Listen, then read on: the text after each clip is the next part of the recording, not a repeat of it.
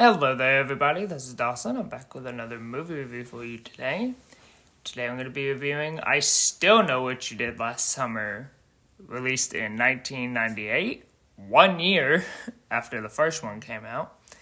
And this one is directed by Danny Kenyon, and is the second installment in the I Know What You Did Last Summer trilogy, or franchise. And the film stars Jennifer Love Hewitt, Freddie Prinze Jr., and Moosey Watson, who reprised their role from the first film. You also have new people in this movie. You have Brandy, Makiki Palmer, probably said that, Pfeiffer, Bill Cobbs, Matthew Seller, Jack Black, if you can believe that. Before he was ever Poe in Kung Fu Panda, Jack Black was in I Still Know What You Did Last Summer. And Jeffrey Combs is in it too. And the basic plot of I Still Know What You Did Last Summer, I'm just going to read it off the internet, is as follows. The film takes place 1 year after the events of the first film, and again follows the character of Julie James, who wins a vacation to the Bahamas with her friend group. During their vacations, they are targeted by a killer. And to go a little further than that, basically Ben Willis comes after them again, and they have to try to survive while in the Bahamas. And that's your plot of I Still Know What You Did Last Summer. Well, I Still Know What You Did Last Summer. Well, I gotta tell you, the first time I saw I Still Know What You Did Last Summer, I really did not like it the first time I saw it. And after I kept watching it and kept watching it and kept watching it, I still didn't like it. And so I've avoided watching this movie for many years. And I finally went back to it after many years. Because, alright, I haven't seen this movie in many years, so let's see if my opinion changes. And no, it hasn't changed. This is a pretty bad movie. I mean, you do get Jennifer Love Hewitt and Freddie Prinze Jr. back in this movie. And, yeah. But the story they settled on this movie is just, it's not the greatest. Because basically this movie takes place 1 year after the events of the first one. You know, Julie and Ray, they're still together. But, you know, Julie, she lost two of her friends in the first one. And, you know, she's still grieving with that. The events of the first film traumatized her. Like, she keeps seeing visions of Ben Willis everywhere. There's that really iconic scene where she in the there's the iconic karaoke scene where she's singing and she looks at the screen and somehow Ben Willis has hacked it to where it says, I still know what you did last summer. I know what you did last summer. And that's the whole movie. She's basically traumatized by the whole movie. And none of her friends believe her that this happened. And sadly enough, they get stuck in the Bahamas. And Ben Willis is after them, or the fisherman killer's after them, and all that. And I don't know, this movie is just a mess. Because the whole movie, she keeps seeing visions of Ben. She thinks Ben Willis is there. her and Ray's relationship is falling apart, although they do end up getting married in the end, and they buy a house together and all that at the end. And by the way, if you're wondering if they reference if they make note of what happened at the end of the first one, they don't. They don't make mention of it. Yeah. And, I don't know what is I don't know. Excuse me, I was trying to yawn.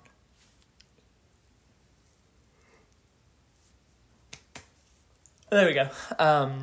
And another thing, I don't know what the hell is up with the cast of this movie, but I do not like any of the cast of this movie. I mean, aside from Jennifer Love Hewitt, she's good. She's going through a lot. She's dealing with a lot.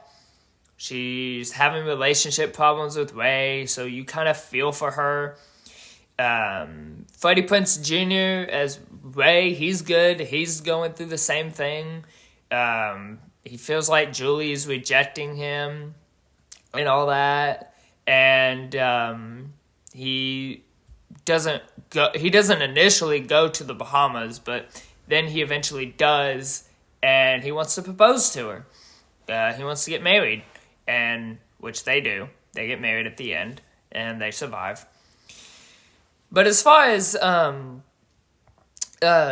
Jennifer Love Hewitt and Freddie Prinze Jr., the rest of the cast of this movie is just ridiculous. You've got Brandy in this movie as Carla Wilson, and you have Brandy in this movie as Carla Wilson, and she's terrible. She's horrible in this movie. And I forgot to mention, too, that Freddie Prinze Jr. and Jennifer Love Hewitt, they were actually in the Scooby-Doo movies with Sarah Michelle Gellar. Sarah Michelle Gellar does make an appearance in this movie as a photo. Julie has a photo of her, so she does cameo in this movie, just on a photo. But back to what I was saying about Brandy. Brandy, I don't know why Brandy's in this movie. I don't know why.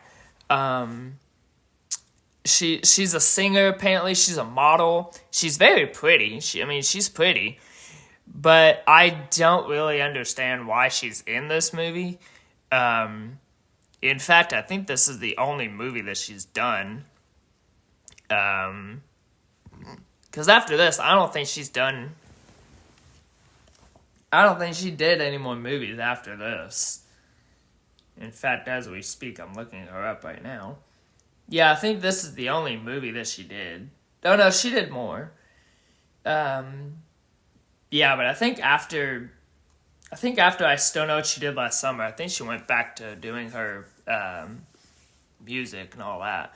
I don't know what she's doing now, but just her being in this movie is just, no, she's not, no. I don't know. I don't know what to say about Brandy. And then you have Tyrell Martin. I don't know his actor's name. He plays Brandy's boyfriend. He is just not good in this movie. Like, his acting is terrible in this movie. His acting in this movie is terrible. I don't know. I don't know what to say about that. Then you have Muse Watson back as Ben Willis / the Fisherman. He's good. He gives it his all in this movie. Bill Cobbs as the creepy hotel manager. He's fine. He doesn't make it that long because he dies. And then you have Matthew Seller as Will Benson, who turns out to be Ben Willis's son. Okay. And many of them. I know what you guys are asking. I know what you guys are asking. You guys are asking me if I'm going to talk about Jack Black's character. Here's the only thing I'm going to say about Jack Black in this movie. You ready? You ready? This is the only thing I'm going to say about Jack Black's character in this movie. He's fucking annoying. He is. He's annoying. Jack Black is annoying in this movie. I mean, it's a good thing he dies. He does die. But he's annoying. He is. He is fucking annoying. The whole time he's on screen, I'm just like, okay, can you hurry up and die? Please? Because, like, you are really annoying.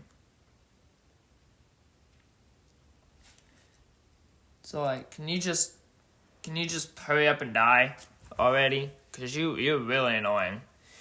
But, I mean, anyway.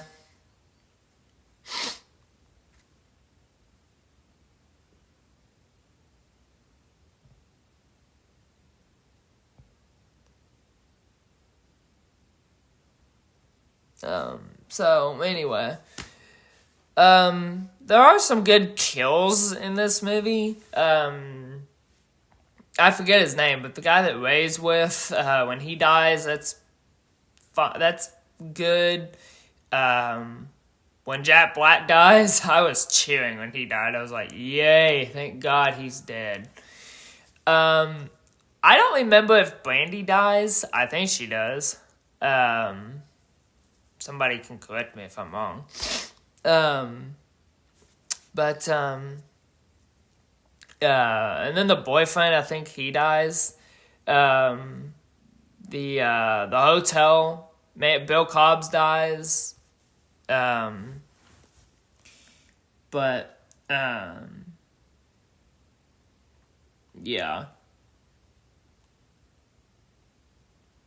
Yeah, but anyway. This is just a really bad movie. This is just a terrible movie. And, yeah, I don't really have anything else to say. The script is weak. The direction's weak. The story's weak. I mean, everything about this movie is weak. I don't know what else to say about this movie. It's just weak.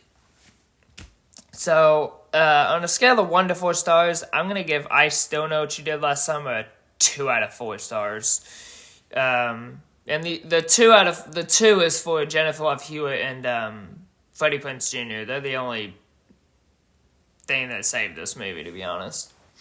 Yeah. So, anyway.